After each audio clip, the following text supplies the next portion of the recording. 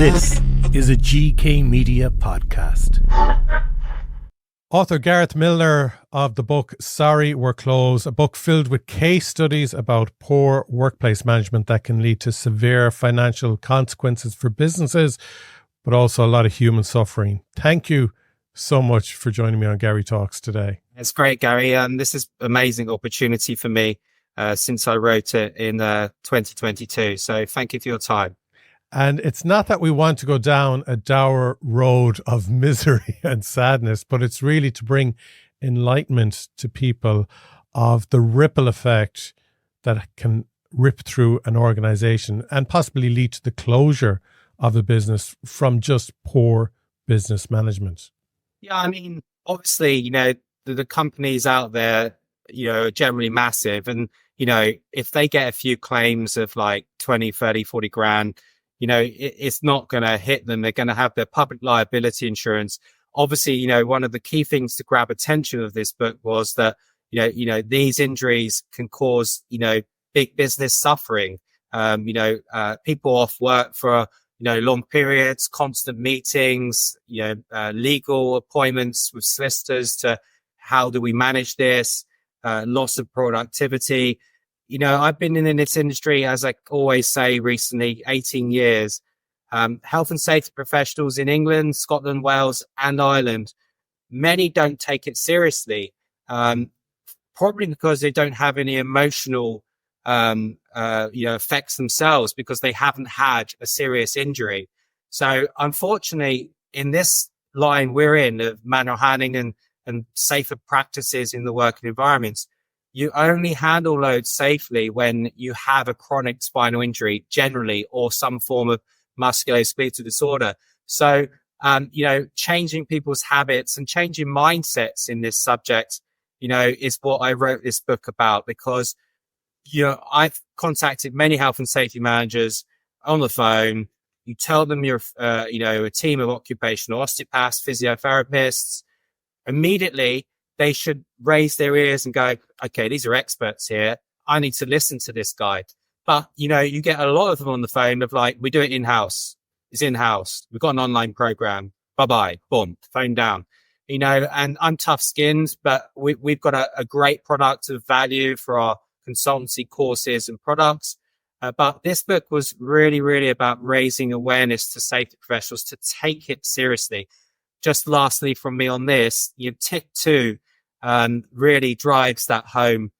Take manual handling bleep seriously. Yeah. And, the people that we've spoken to since it was published that read the book, yesterday I had a safety manager for a company called Lactalis. And he said, yeah, Gareth, it's just really made me more aware of this subject. And that's crazy to think that because they're health and safety professionals, and it's one of probably 10 main subjects that they have to manage in their profession. So to raise awareness, that's why I wrote this book.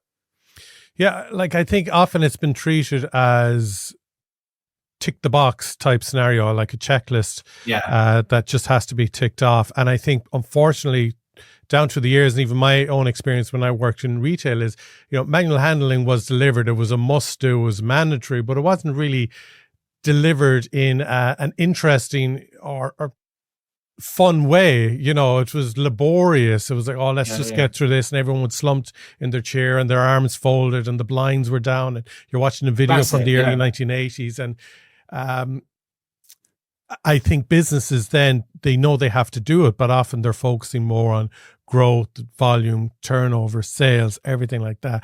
But it's the scary thing of one hiccup, the damage it can do to the organization and to the individual who is the victim of an incident. To the individual, massively. And that's like one of the main, pushes in this book to say, if you had a chronic spinal injury, you're knackered because you're going to have pain every day. I've suffered an accident when I was 24 at the last 6 months of my osteopathy degree, an innocuous accident that, there was lots of cumulative damage in my body from doing weight training through my teens and early 20s, too heavy, too early, loads of sports, lots of, rugby tackles around the neck.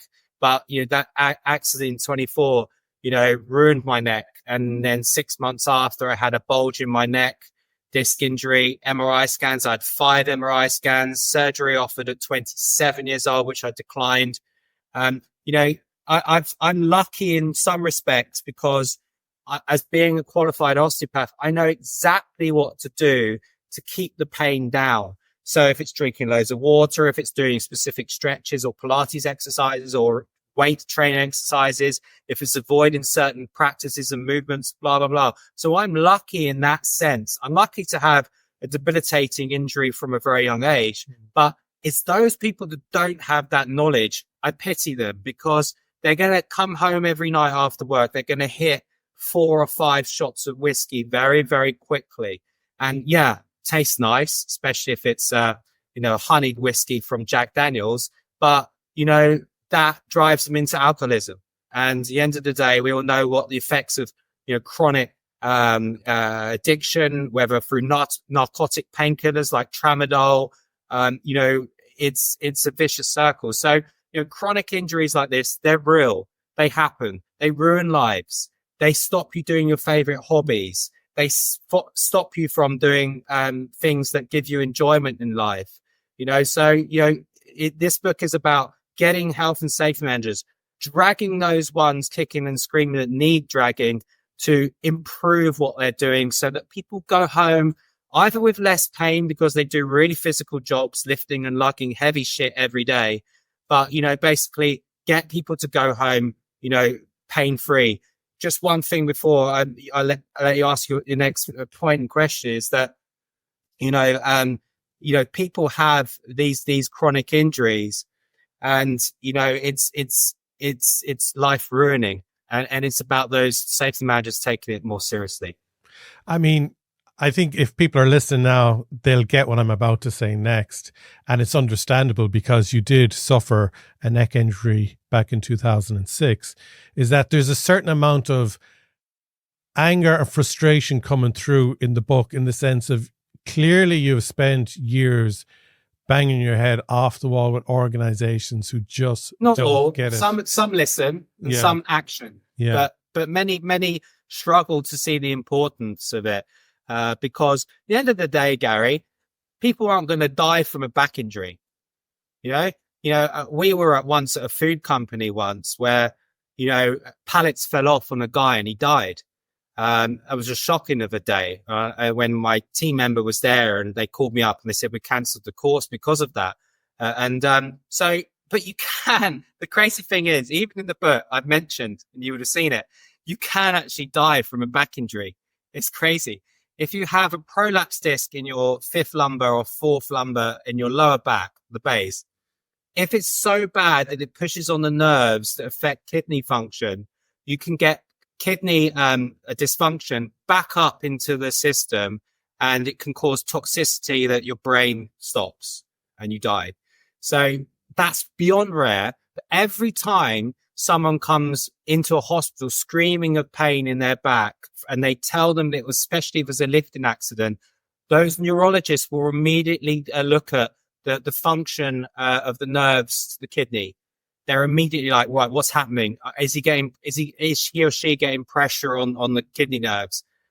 They do that immediately because if they get back up, it can be very, very dangerous very quickly. I know that sounds shocking, but prolapse discs are so common. And once you have them, you have surgery within a year, hopefully, with the HSE in Ireland or, the NHS in England. But, surgery only gives better effects, reduced pain for about a couple of years. And still after the surgery, you're going to get daily pain. So people seem to think, oh, if I hurt my back, I'll have surgery. Great, it'll fix it.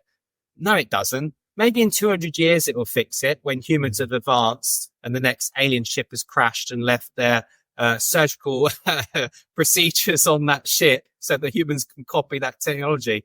But at the moment, once you've had back disc injury with prolapse, you're knackered. The reductions in symptoms will happen immediately after the surgery, but they will return with vengeance very, very quickly. So it's all about people themselves, this book as well, taking on those messages that we teach and we give to our clients so that they themselves can improve what they do for lifting and carrying and pushing and putting and team handling at work and at home.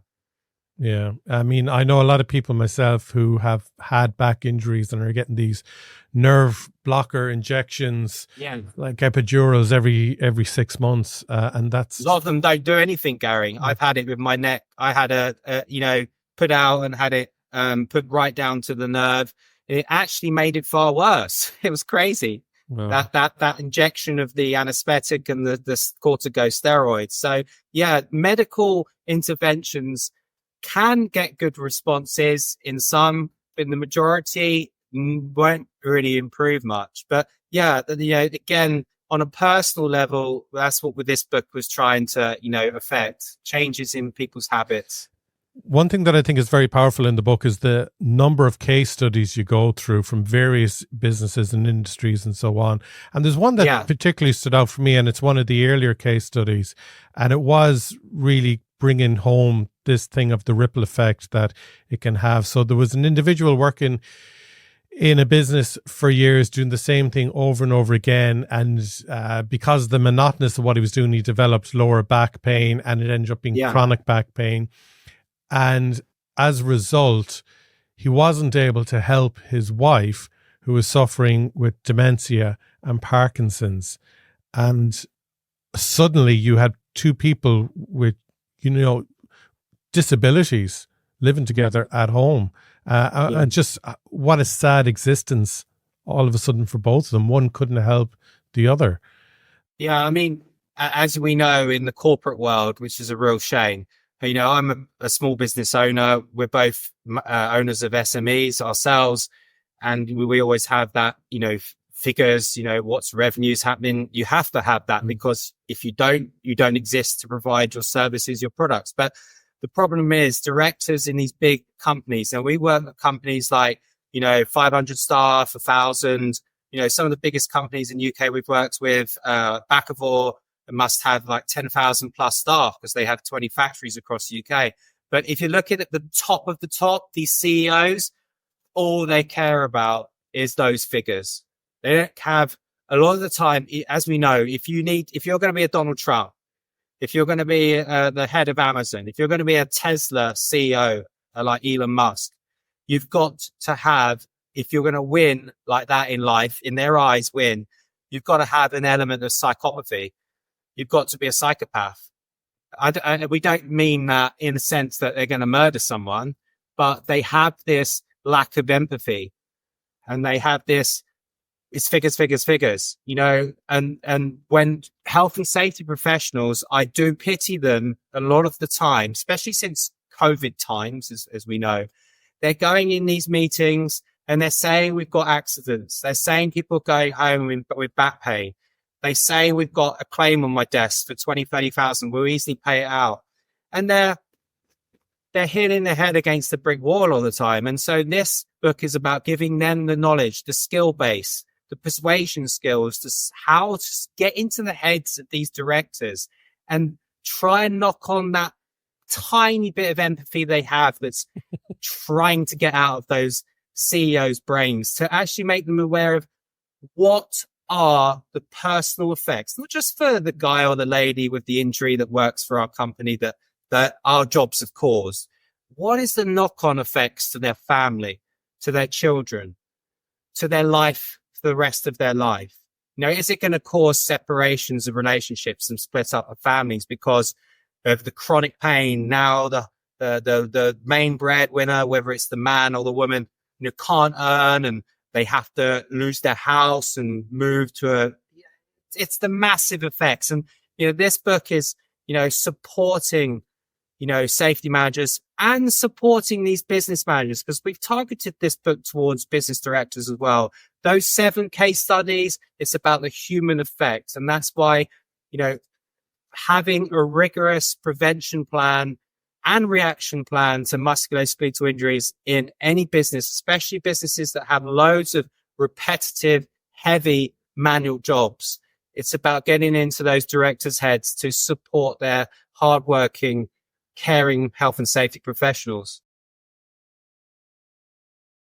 You mentioned CEOs, but what about Branson? Because you mentioned him in your book.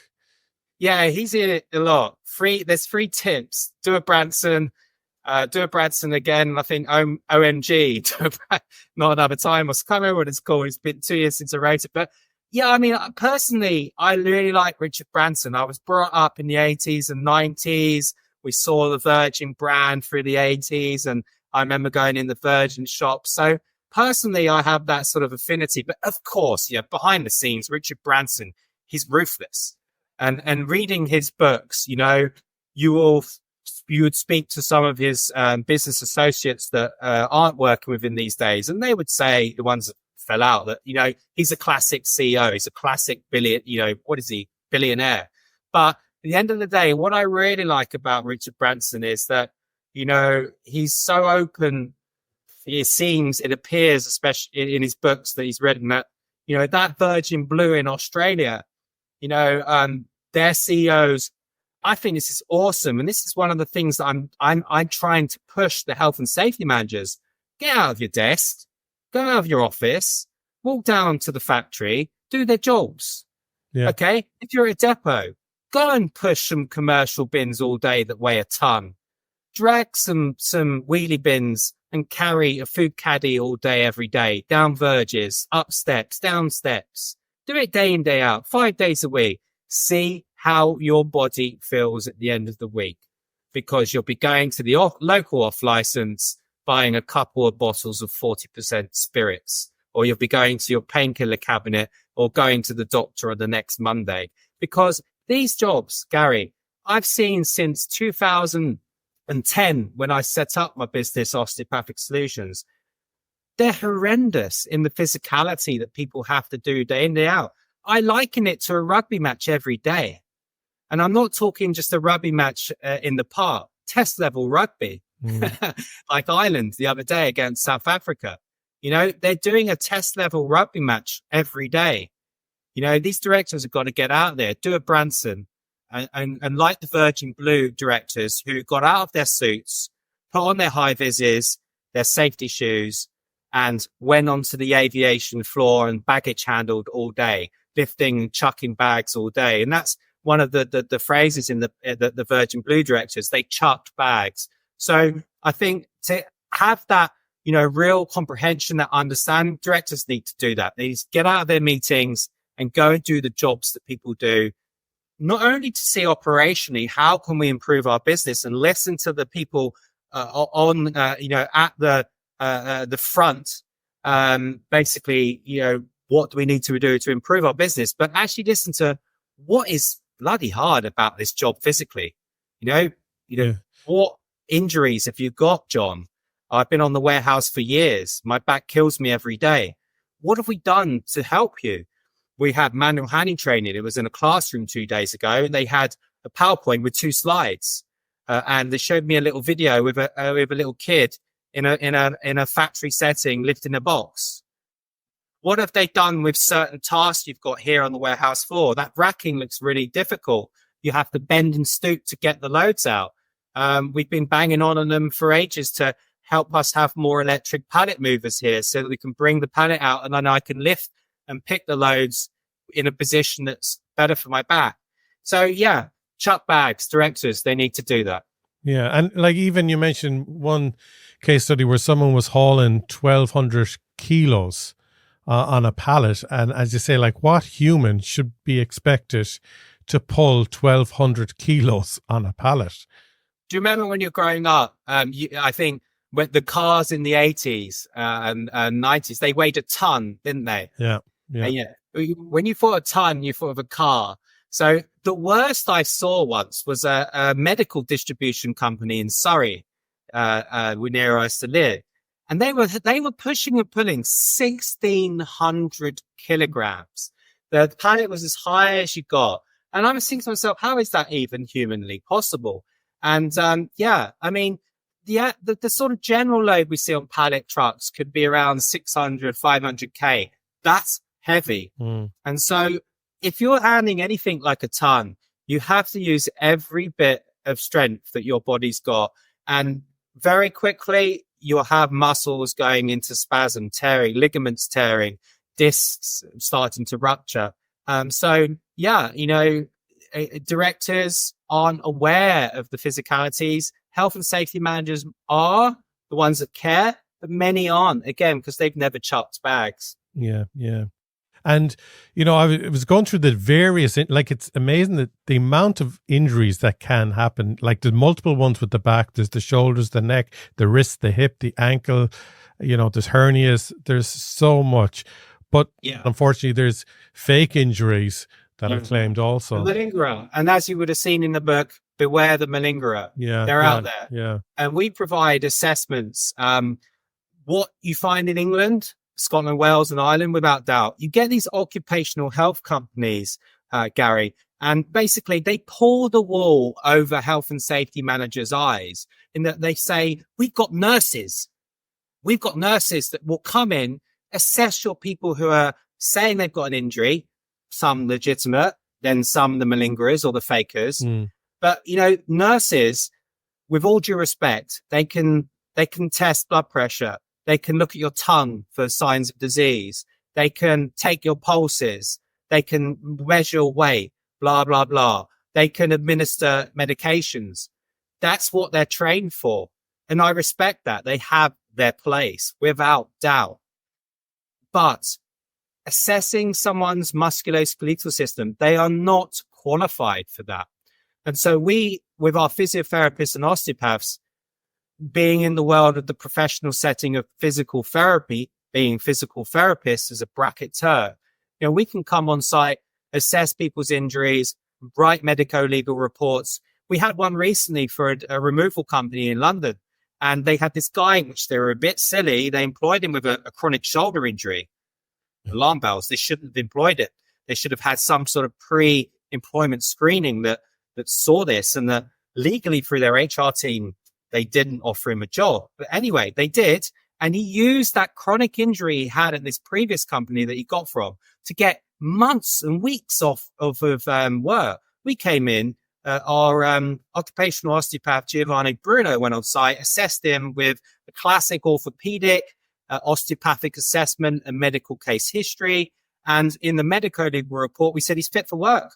He just needs help with team handling. So 2-man liftings for bulky loads, which is for everyone. Every human being needs help when the load is extremely bulky and heavy. So, that's where the malingerers are out there as well. The problem is, Garry, right, that back injuries cannot be seen even on MRI scans. So the only the only back injury MRI scans see is disc injuries and anything related with the spinal cord and the joints. Okay. They don't see soft tissue damage very well. So people can fake back injuries easily. They can say, I'm getting shooting pain down the leg, and stumble into work and go to the doctor and say, I'm getting chronic back pain. The doctors don't even get out their desks. They don't do any assessment, and they write lumbago, as I've put in the book. So, this is one of the key themes of the book. Since 2020, there'll be loads of people struggling to pay the bills. We all know what that can be like since 2020. And they'll take any opportunity they can to get a 20, 30 grand payout to support their life. And so that's not right in life. People should earn their money. But at the end of the day, this book is about raising awareness of malingerers and raising awareness that, physical therapists should be the only people in this industry supporting companies to stop these injuries and deal with them when they happen. Excellent. Well, look, there's loads of advice, and there's loads of links in the book as well to training courses and videos and general business advice and so on. But it's all about forming good workplace habits and making improvements. So if people want to download the book, Sorry We're Closed, head over to the website osteopathic solutions-manualhandling.co.uk. Gareth, thank you so much. Lastly, the book is available on audiobook. We've recorded it with a phenomenal voiceover artist, Sean Anthony. He's turned what is a humorous book or as well super serious book in the subject, as we've clearly seen in this podcast. But listening to the audiobook when you're driving to work from work. It's a great laugh out loud book, but obviously with, beyond serious message to the safety community, directors across the UK, and to employees out there to listen to, the advice they're given to perform safer practices at work when they lift and lug heavy stuff around every day. Yeah, it's a fair point. It's not like reading a thesis or an actual handbook on manual handling. It's written and delivered in a very kind of fun way, and it's broken up where you can do it in chapters or in sections. And there's, as you mentioned, there's lovely graphics in it as well. So and they're quirky as well. So it's a really fun read, whilst also getting the importance of the message behind the book. As all books should be. All books should have entertainment.